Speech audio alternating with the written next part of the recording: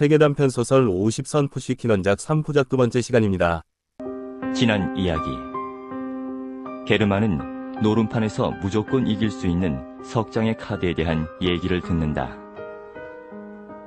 카드의 비밀을 알고 있는 톰스키의 할머니인 백작 부인은 젊은 시절 사교계에서 날렸으나 지금은 그녀의 양녀인 리자베타를 못살게 구는 변덕이 심하고 인색한 할머니다. 리자베타는 자신의 신세가 한탄스럽다.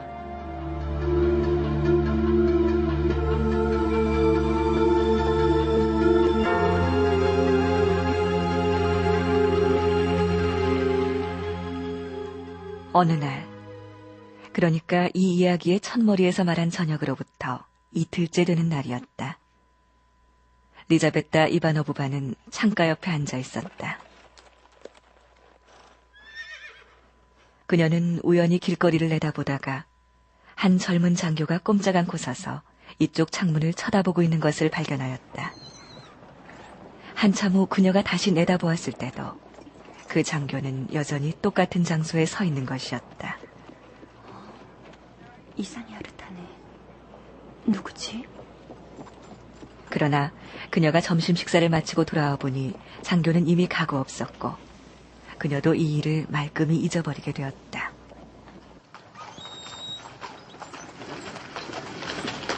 그러나 이틀 후 백작 부인과 마차를 타고 가다가 그녀는 그 장교를 또 만나게 되었다. 그의 얼굴은 커다란 모지 칼라에 가려서 잘 보이지 않았지만 검은 눈동자는 모자 밑에서 번쩍이고 있었다. 저 남자 어쩐지 두려운 것 같아. 그녀는 집에 돌아오자마자 다시 창가로 갔다.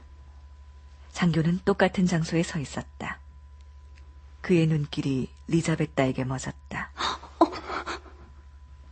리자베타는 황급히 창가에서 물러섰다. 호기심에 끌리고 처음 경험하는 그 어떤 감정에 가슴 설레이면서.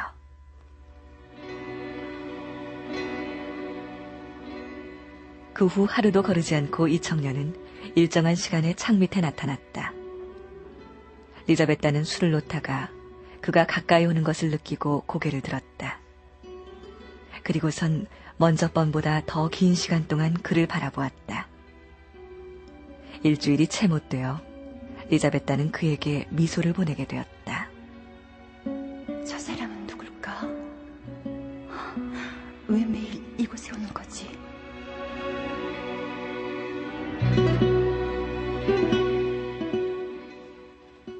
게르만은 러시아에 귀화한 어느 독일 사람의 아들이었다. 그의 아버지는 아주 적은 재산만 남겨놓고 죽었기에 그는 주색 잡기에는 손도 대지 않았다.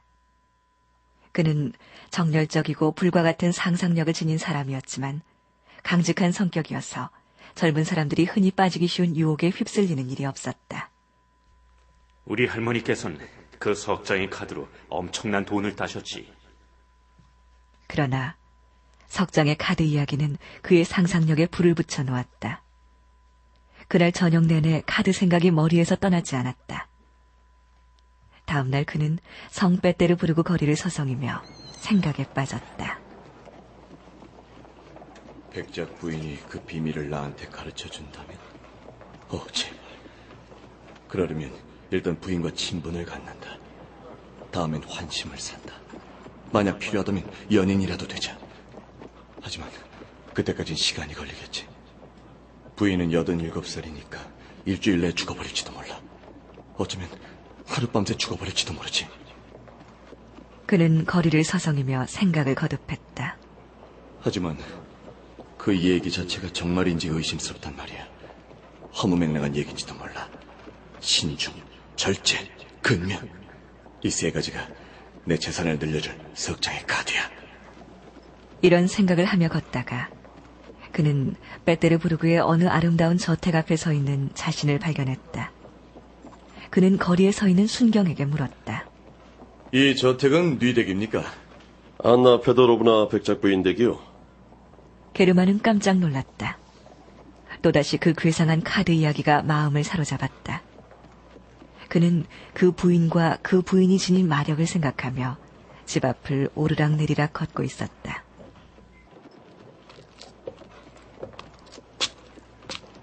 그는 밤늦게야 숙소로 돌아왔다. 오랫동안 눈을 뜬 채 잠을 이루지 못했다. 이윽고 잠이 들자 지폐와 황금이 수북히 쌓인 녹색 탁자에 앉아있는 꿈을 꾸었다.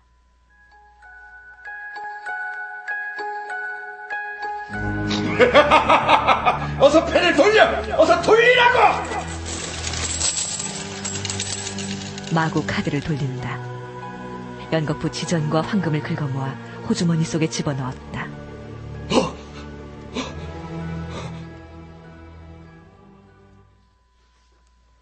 잠에서 깬 그는 꿈속에서 주머니에 가득 채웠던 돈이 어느새 없어져 버린 걸 알고는 한숨을 쉬었다.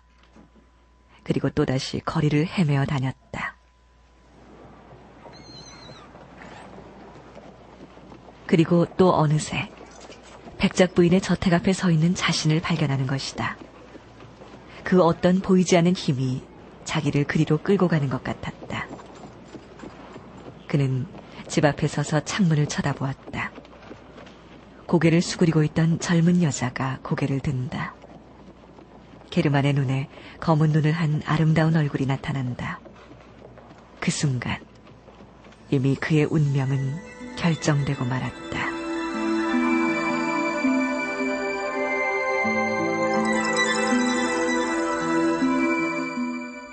드라이브를 해야겠다. 마차를 불러라. 리자베타가 망토와 모자를 겨우 벗자마자 백작 부인은 다시 마차 준비를 시켰다. 그들은 밖으로 나갔다. 마구 두 사람이 부인을 부축하여 마차에 앉히는데 리자베타의 눈에 장교가 서 있는 것이 보였다. 장교는 리자베타의 손을 잡았다. 리자베타는 무서워서 어쩔 줄을 몰랐다. 장교는 그녀의 손에 쪽지 하나를 남겨두고 사라지고 말았다.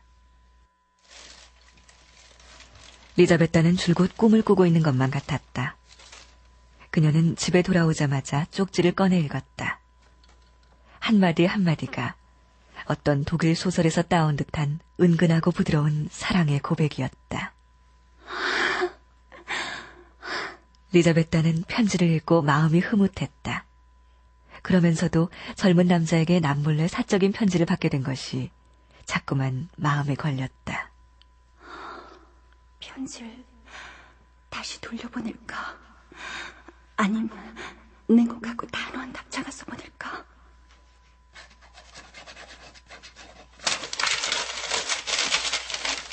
리자베타는 책상에 앉아 답장을 써보려고 했다. 몇 장이고 쓰다가 찢어버리곤 했다. 한참 실갱이 끝에 간신히 편지 몇 줄을 쓸 수 있었다. 선생님의 구애는 잘못된 것이 아니며 저를 모욕하기 위한 것이 아니라는 것도 잘 알고 있습니다. 하지만 이렇게 친분이 맺어져서는 안 된다고 생각합니다. 저에게 전혀 가당찮은 이 편지를 도로 돌려보내겠습니다.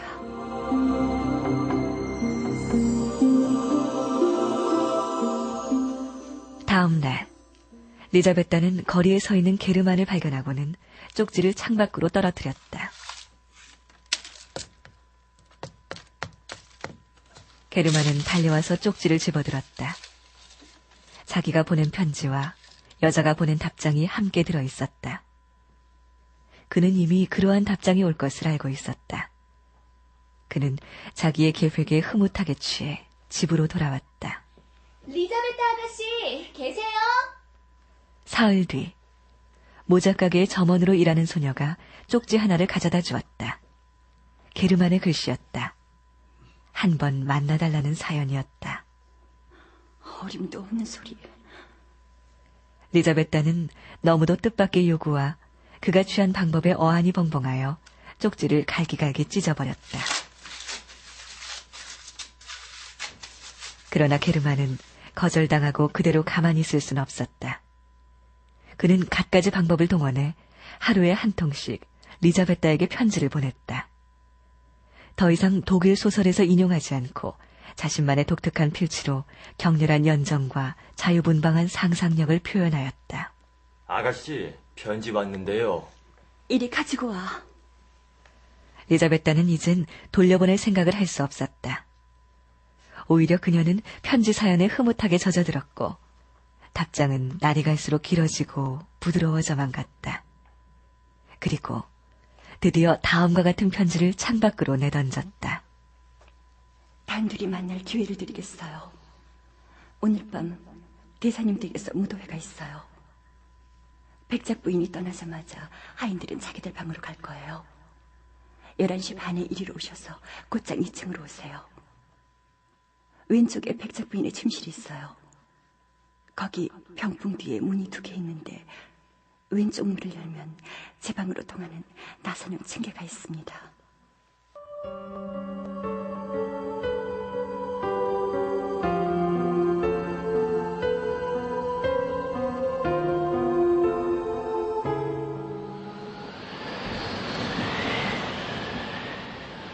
지독한 날씨였다. 바람은 잉잉 불고 솜털 같은 진눈깨비가 펑펑 쏟아졌다. 약속한 시간보다 일찍 게르마는 백작 부인의 저택 앞으로 왔다. 드디어 무도회로 향하는 백작 부인의 마차가 나타났다. 차바퀴가 보드라운 논의를 굴러갔다.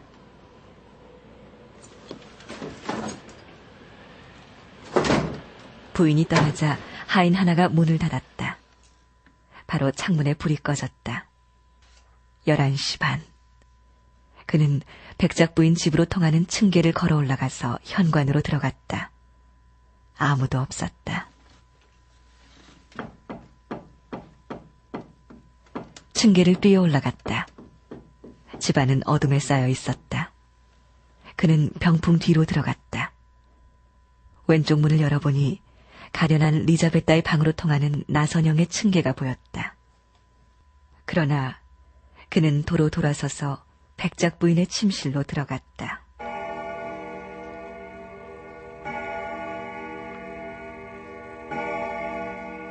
시간은 지루하게 흘러갔다. 객실에 있는 시계가 12시를 쳤다. 그의 가슴은 위험하지만 별로 중요하지 않은 사업에 착수한 사람처럼 평온하게 뛰었다. 많이 모셨어요? 조심하세요. 계단 조심하세요. 마차가 문 앞에 와닿았다. 집안이 소란해졌다. 불이 켜졌다. 여종 셋이 백작 부인을 부축하고 침실로 들어왔다. 아휴, 피곤해. 백작 부인은 녹초가 되어 의자에 펄썩 주저앉았다. 게르마는 문틈을 엿보았다. 리자베타가 바로 앞으로 지나갔다.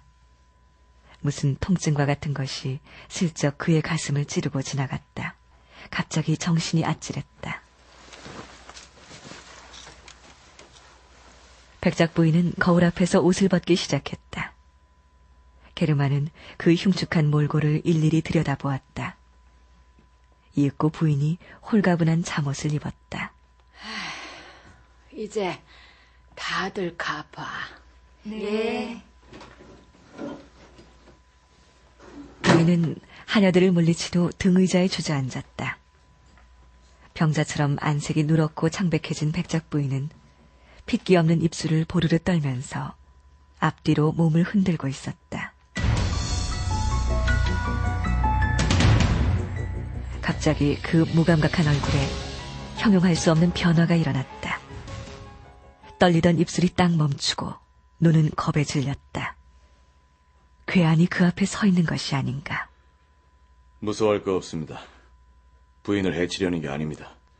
다만 부탁드릴 것이 있어 왔을 뿐입니다. 노부인은 그의 말소리가 들리지 않는 것처럼 말없이 그를 노려보고만 있었다. 전 부인이 3개의 비밀 카드를 알고 계시다는 걸 알고 있습니다. 부인은 그의 요구가 무엇인가를 알아차렸는지 대답을 하려고 애를 썼다. 그건 농담이야. 농담이래. 농담이 아닙니다. 이런 돈을 다시 찾도록 해주신 차프리스키를 잊으셨습니까? 백작 부인은 주춤하니 뒤로 물러섰다. 얼굴엔 격렬한 감정이 나타나 있었다. 대관절 누구 때문에 비밀을 지키십니까? 손자를 위해서입니까? 그들은 보다시피 부자가 아닙니까? 그 사람들은 돈의 가치를 모릅니다. 전 낭비하는 사람이 아닙니다. 석장의 카드가 저에게는 헛되이 쓰여지진 않을 겁니다. 제발. 부인은 아무 말이 없었다. 게르만은 무릎을 꿇고 말을 이었다. 이 세상의 성스러운 모든 것에 호소하며 빌겠습니다. 제발 그 비밀을 알려주십시오. 부인께서 늙어버렸고 살 날이 얼마 남지 않았어요. 저는 당신의 죄악을 제 영혼에 짊어질 준비가 되어 있습니다. 제발 비밀만 털어놓으세요. 생각해보세요. 한 인간의 행복이 당신의 손아귀에 있다는 것을. 저뿐만 아니라 저희 아들 손자까지 당신에 대한 기억을 축복하고 성물처럼 소중히 간직하겠습니다. 그래도 한마디의 대답도 없다. 이 늙은 마귀 같으니! 정 그렇다면 내가 말하게 해줄 테다! 그는 이 말과 함께 호주머니에서 권총을 꺼내들었다. 권총을 보자 백작 부인은 한순간 마음의 동요를 감출 수 없었다. 고개를 뒤로 젖히고 손을 들어 가로막더니 이내 넋을 잃고 뒤로 나자빠지고 말았다. 어린애 같은지 그만둬요! 마지막으로 묻는다. 세계의 비밀의 카드를 알려주겠는가 않겠는가? 백작 부인은 대답이 없었다. 게르만은 부인이 죽어있는 걸 알았다. 세계단편 소설 50선 푸시킨 원작의 스페이드의 여왕 3부작 제2부를 들으셨습니다. 한 인간의 욕망을 향한 광기와 집착을 그린 작품 스페이드의 여왕. 오늘은 이 작품이 갖는 문학사적 의의에 대해 서울대 노어노문학과 이현우 선생님의 말씀으로 들어보겠습니다. 예, 스페이드의 여왕의 그 문학사적 의의는 일단 이 작품이 푸시킨 자신에게서뿐만 아니라 낭만주의 시기에 산출된 러시아 단편문학 중 가장 뛰어난 작품이라는 데 있습니다. 이 작품에는 굉장히 사실적인 요소뿐만이 아니라 환상적인 요소들이 적절하게 잘 배합되어 있어서 도스토옙스키 같은 작가는 이 작품에서의 환상성이 작품 속의 리얼리즘적인 그 서술 구조 안에 완전하게 용해되어 있기 때문에 더더욱 그 환상성이 갖는 매력이 증폭된다고 높이 평가한 바 있습니다. 이 작품은 페테르부르크를 배경으로 하고 있는 작품인데 이후에 도스토옙스키의 죄아벌 같은 작품에서 주인공 라스콜니코프가 나폴레옹적인 영웅주의에 심취하여 전당포 노파를 살해하는 모습을 보여주는데 이러한 모습은 모두 이 작품 속 주인공인 게르만의 형상을 본따고 있다고 말씀드릴 수가 있습니다. 그리고 미성년 같은 도스토옙스키의 다른 작품, 또한 러시아 상징주의 작가인 솔로고프의 작은 악마 같은 작품, 또 20세기 초반 러시아 상징주의 산문의 대가인 안드레이 비엘리의 페테르부르크 같은 작품들이 모두 이 스페이드의 여왕에서 제기된 문제들을 다루고 있는 러시아 문학의 작품들입니다. 이어서 3부에서 계속 들으시겠습니다.